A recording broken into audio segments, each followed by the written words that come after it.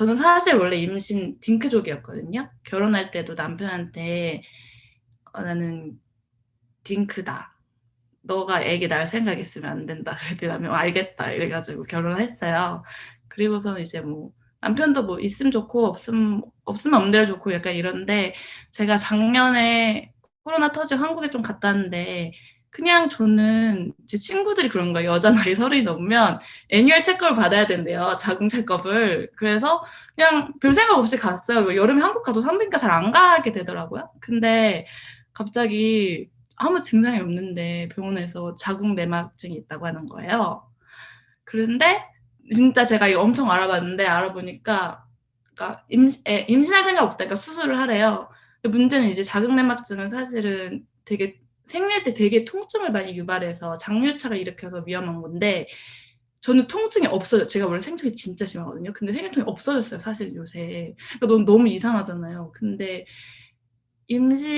그래서 제가 이제 병원을 세 군데를 갔는데 다 이제 임신 안 할 거면 수술을 하라는 거예요. 난 당장 일주일 내에 미국 가야 되는데 뭐 너무 복잡하고 막 임신이라니 막 생각도 안 했던 어떤 그 단어 제 인생에 온 거죠. 그랬는데 일주일 동안 막 계속 울었어요. 남편 앞에서 나는 진짜 어떡하냐 내 인생은 약간 이러면서 그랬는데 이제 약간 그래 임신 근데 또 이게 수술의 장점은 임신이 잘 되고요. 수술의 단점은 임신이 잘 안 되는 거예요. 왜냐면 난소를 건드기 때문에 그 임신이 또 잘 안 될 수도 있다는 거예요. 그러니까 뭐 이런 수술이 다 있지 약간 이러면서 좀 충격적이었죠. 그러다가 이제 근데 임신을 하면 자궁 내막증이 사라진대요.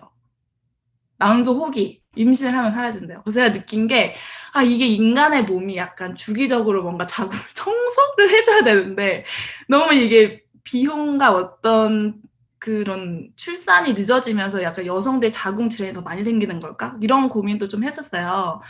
왜냐면 저희 이제 엄마는 저희 집 애가 넷이거든요. 저희 엄마 되게 자궁이 건강하시거든요. 그래서 주기적으로 우리 엄마는 자궁을 약간 이렇게 아기를 통해서 클린을 해준 걸까? 약간 그런 혼자만 추측을 했는데 그래서 제가 일주일 동안 임신을 결심을 한 거예요.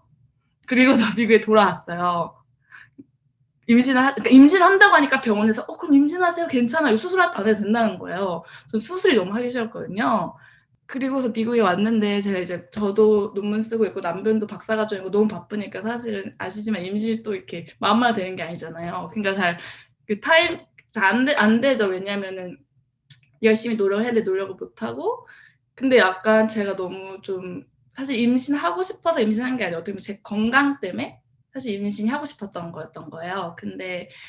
그런데 그렇게 임신을 바라지 않았는데 가끔 이제 임신 테스트를 했을 때 그 뭐 두 줄이 떠야 된다면서요. 떠본 적이 없어서 모르겠는데 그 한 줄이 떴는데 내가 너무 상실감이 큰 거예요. 나 진짜 너무 기분이 진짜 너무 솔직히 말해서 너무 더러웠어요. 내가 왜 이런 상실감을 느껴야 되지? 내가 왜 대체? 약간 태어나서 단 한 번도 느껴보지 못한 이 감정들.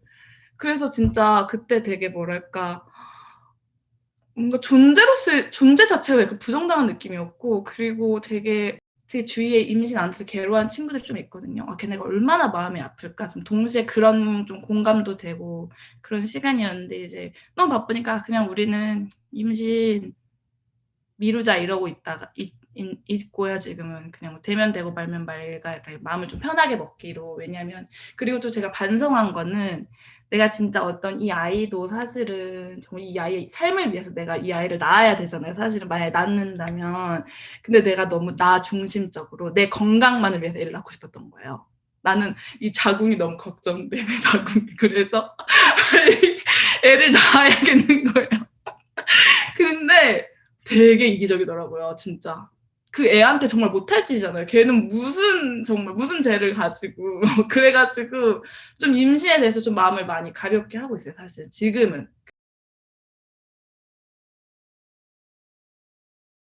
저 같은 경우는 이게 자기애가 너무 강해서 그렇게 나온 것 같아요. 되게 중학교 때부터 다른 존재는 잘 모르겠는데 어 저의 유전자를 가진 그 제 2 세를 갖고 싶다는 생각이 너무 강했어서 어 뭐라 그래야 되지? 중학교 때는 엄마한테 그랬어요. "결혼은 잘 모르겠고 남자는 잘 모르겠는데 내 애는 갖고 싶다." 솔직히 말하면 정말 그때의 욕망은 다른 유전자 안 섞고 아니면 더 좋은 유전자를 섞어서 내 거랑 짬뽕해서 아니면 내 거만 가지고 진짜 2 세를 만들고 싶다는 생각이 너무 강했는데 '결혼을 해야지.'라는 결심이 든 것도 그 이유였어요.